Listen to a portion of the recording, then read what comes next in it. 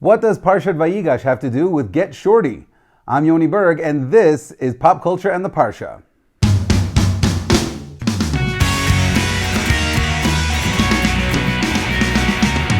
Welcome to Pop Culture and the Parsha, the video series where I take the weekly Parsha and I connect it to some aspect of pop culture, whether it's movies, TV shows, plays, comic books, whatever. Today I'm going to be talking about Parshat Vayigash and its connection to the 1995 movie Get Shorty. Now I know that there is a TV show called Get Shorty, but I've never seen it, so I can't really speak to its connection to the Parsha. But I do want to talk about the movie. But before we do that, let's look at the Parsha and see what it has in it. So Parshat Vayigash is the third in the Yosef trilogy, if you want to look at it that way, even though next week's Parsha has kind of like a Lord of the Rings style extra ending to it, but we'll talk about that next week. This is basically the end of the Yosef story, and basically what it has in it is Yehuda steps up and pleads with Yosef not to imprison Binyamin and to take him as a prisoner instead. Yosef breaks down, reveals himself to his brothers that he is actually Yosef, their long-lost brother. He then sends them back to Canaan to bring down Yaakov.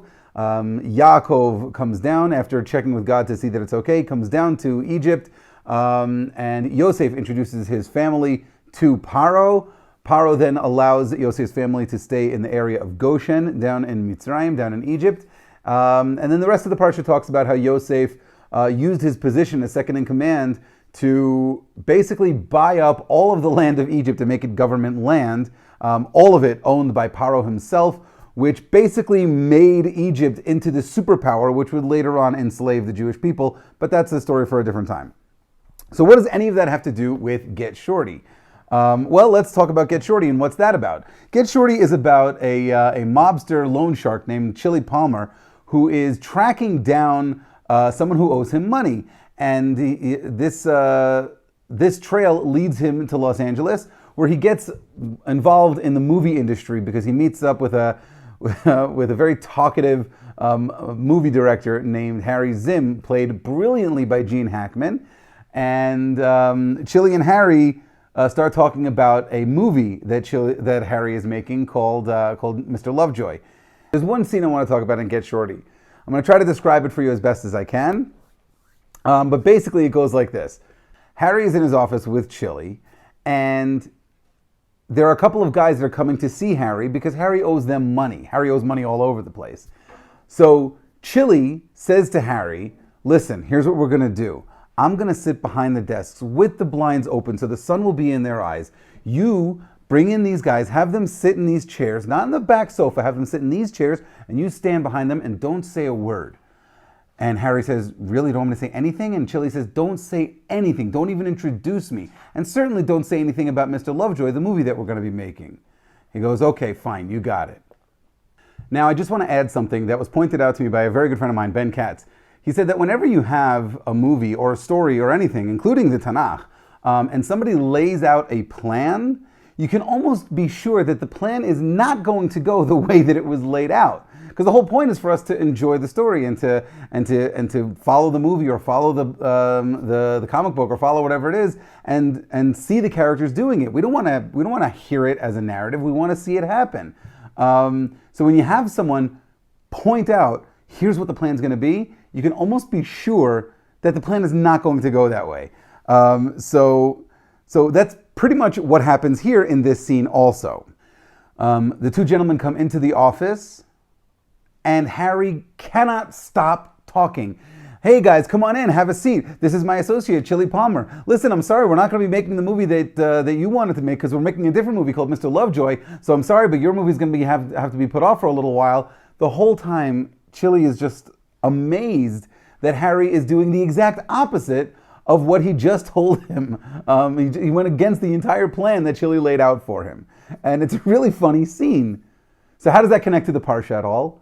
That exact thing happens in this week's Parsha. Yosef, after he brings his brothers and his father down to Egypt, he wants to introduce his family to Paro. And he tells his brothers, listen, I'm going to talk to Paro. We're going to tell him that you guys are herdsmen. We're not going to say shepherds because being a shepherd is a huge no-no down here in Egypt. It's considered awful to be a shepherd. So don't say that you're shepherds. Just tell them that you're herdsmen, and and I'll talk to Paro, and he'll suggest that you guys live in Goshen. Let me play the game, because I know how the game is played. And then he goes and he introduces his brothers, and he says, Paro, these are my brothers. And Paro says to them, oh, hi, how are you? So what do you do? And the brothers say, oh, we're shepherds, and we want to live in Goshen. Which is exactly what Yosef told them not to say. So it's just, I can just imagine Yosef just face-palming like, oh my God, I can't believe this. Because you have to understand, Yosef has been living in the court of Paro, which is the upscale metropolitan version of life back in those days. This was big city life.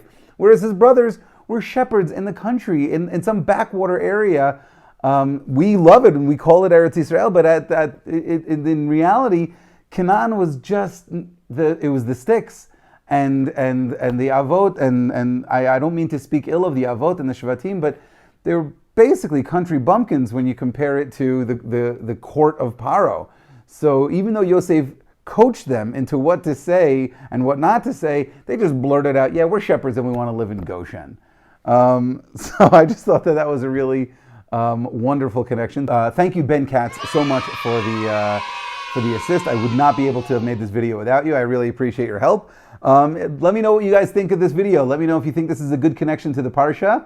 Let me know if you think it's a bad connection to the Parsha. Write whatever you like in the comments below. Like and subscribe to my channel. Let everybody know about the channel so I can get more subscriptions, so more people can enjoy these videos. Share this idea at the Shabbat table if you like. Go through the Parsha and see what I'm talking about. A lot of people miss this point in the Parsha because they're so caught up in the whole, oh, Yosef revealed himself and everything. But there's this little bit where his brothers just completely embarrass him in front of Paro. And I think it's one of the funniest parts of the entire Torah, let alone this Parsha. So let me know what you think. And until next week, Shabbat Shalom.